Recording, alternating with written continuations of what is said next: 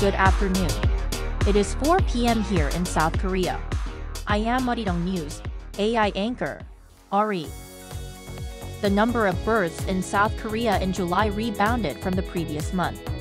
Data from Statistics Korea on Wednesday shows that there were 20,601 births, a 7.9% increase compared to the same month last year.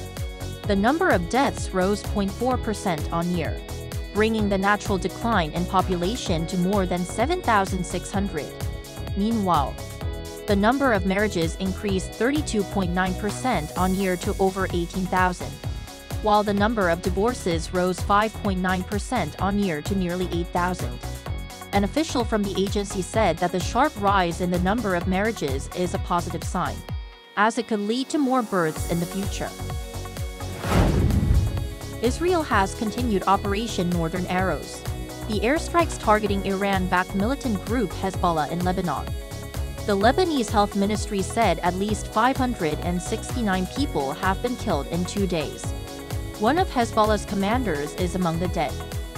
On Tuesday local time, Israel carried out airstrikes targeting rocket launchers, command centers, and weapon storage sites in several areas of southern Lebanon, the eastern Bekaa Valley, and the capital Beirut.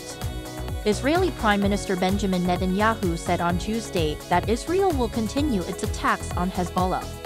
During a visit to an Israeli military intelligence base, Netanyahu stated that Israel is at war with Hezbollah, not Lebanon. World leaders are gathered in New York City for the general debate of the 79th United Nations General Assembly under the theme, "Leaving No One Behind, Acting Together for the Advancement of Peace, Sustainable Development, and Human Dignity for Present and Future Generations." The high-level debate session opened with a grim tone, with urgent calls for action amid armed conflict and humanitarian devastation in Palestine, Ukraine, and Sudan, topics which are expected to top the discussion in this session.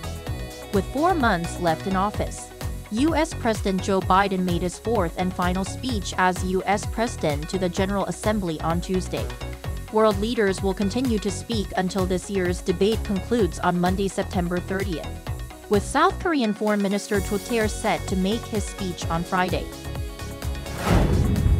The Asian Development Bank released an update to its Asian Development Outlook report on Wednesday, projecting South Korea's economic growth to remain unchanged from July's 2.5%. The bank raised South Korea's outlook by 0.3 percentage points in July, and maintained the level for the latest forecast, which is also on par with forecasts by the International Monetary Fund and the Bank of Korea.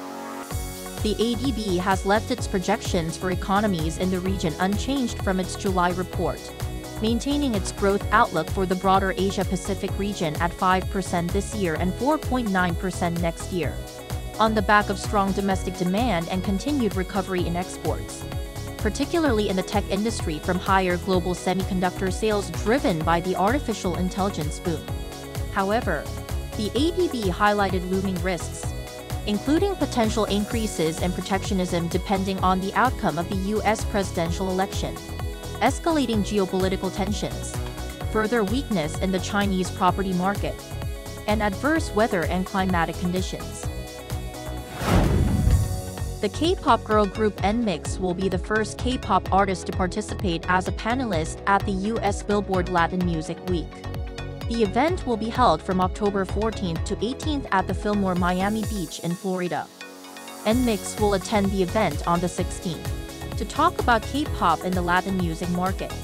Billboard Latin Music Week is one of the biggest events in the Latin music industry.